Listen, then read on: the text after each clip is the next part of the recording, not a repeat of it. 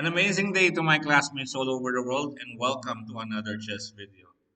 I am really happy about how my channel is going right now. Okay, we reached 100 subscribers. Thank you so much for those guys who supported. Okay, my my venture on YouTube, and I'm also growing in Facebook. We do have 152 followers or 155 followers. Shout out to all of you guys. Thanks so much for your support, and I hope you continuously support my channel. Share it to your friends, loved ones. Okay, it would really mean so much, and I'm confident that this would actually help our kids, especially those who has interest in playing chess, or for those who doesn't have interest, they might actually get interest if they watch my videos. Okay, so I arrange the videos on playlist type so that you can do lessons, straight lessons, um, about the chess basics. Okay, and the discussion is going to go deeper and deeper in the next following days and the next following months. So today, okay, we are going to learn about Queen and King checkmate.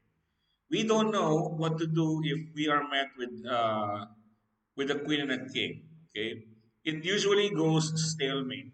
Okay, I remember before I was so happy I was winning, and then eventually my I put my queen on a wrong square, and it became stalemate. In the first time that I got this one, I keep on giving checks.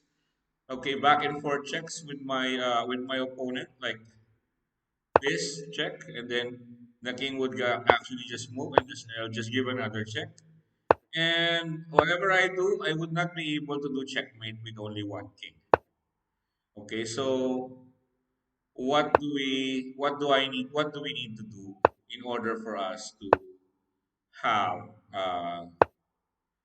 checkmate in this kinds of position? Okay. Now, I introduced to you the concept of caging the king. Now, the king has so much mobility.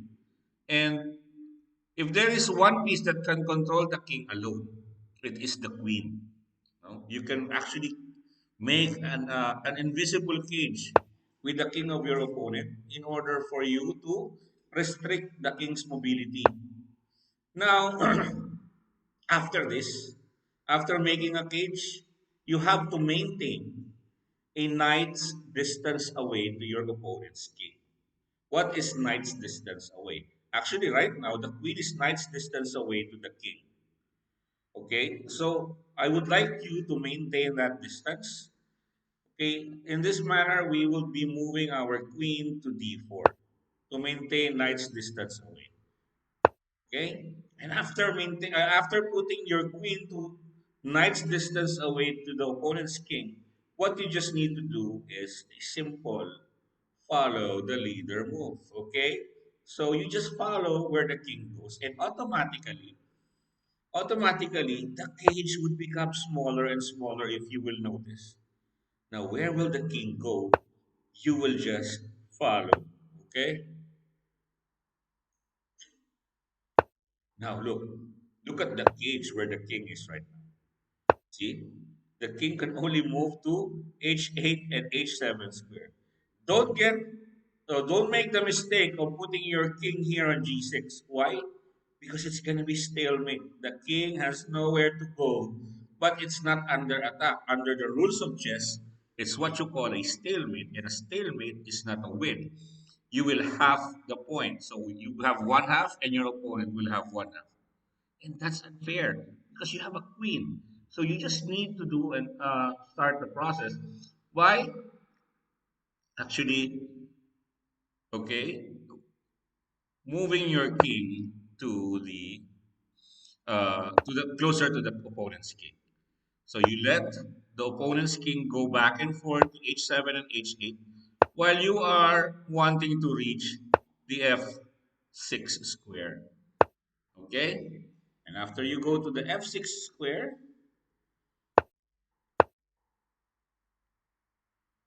okay, you deliver the final blow, and this is the checkmate.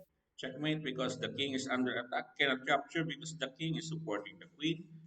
The king could not move anywhere because all the squares that the king can move to is controlled by the queen. Okay, and that's checkmate. Okay, let's try this one more time.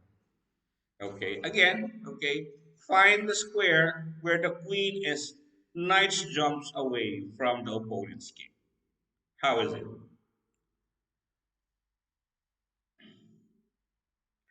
You are correct. Queen to c3. See, the cage right now is what? 6 by 6. That's 36 squares. Now, what do I do next? You follow where the king goes. Okay, now the cage became smaller because it's 7 by 5. 7 by 5 is 35. Now look at this. Okay, now the cage is because becomes smaller. 6 by 5, it becomes 30 squares. Okay, I just follow. It became 5 by 5. It became 25 squares. Okay, you just do the math after. Now, even if it looks like the king is making the square bigger, it's not actually. Just follow the process, trust it. And you will see that from 25 squares, it became what? 6 by 4, it became 24 squares. See? The box or the cage becomes smaller and smaller. And you just follow where the king goes. And when the king reaches this side of the board, the edge of the board, anywhere in this four sides of the board, it's the signal that your king should come to the rescue. Where do you aim the king to go? You aim the king to go to the front of your opponent's king. Okay? And there you go. And there you have it. Okay. Now there is checkmate on queen to g7. Now we trap the king. And it's checkmate. You see? Okay. Let's try another way. Okay. I will show you that we can actually control the king, okay, of our opponent using our queen by going this distance. Okay. So I'm going to be making this cage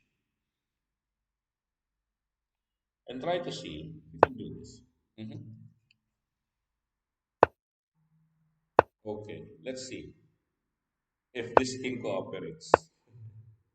Okay, he wants to get checkmated here. Okay, if he goes here, then just go knights jump away here and change the box. But right now, just follow the king.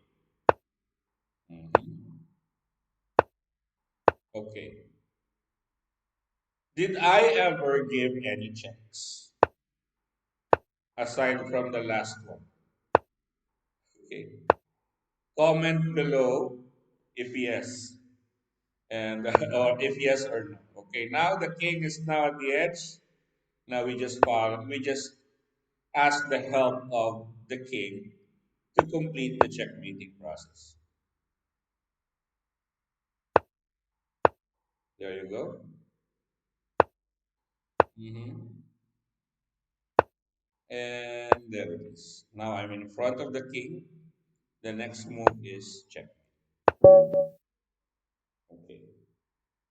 Well, I hope you learned something and you will be able to apply this. Learning this thing gives you a full view of how you want to end the game or how you want to win the game.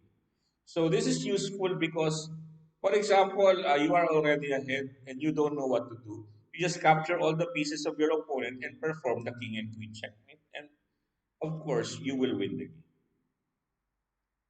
All right, thank you so much for watching. I hope you enjoyed and learned in this video. For those who are watching this video and it's not yet subscribed, it would mean a lot to me if you would subscribe, like, and follow or comment on my videos.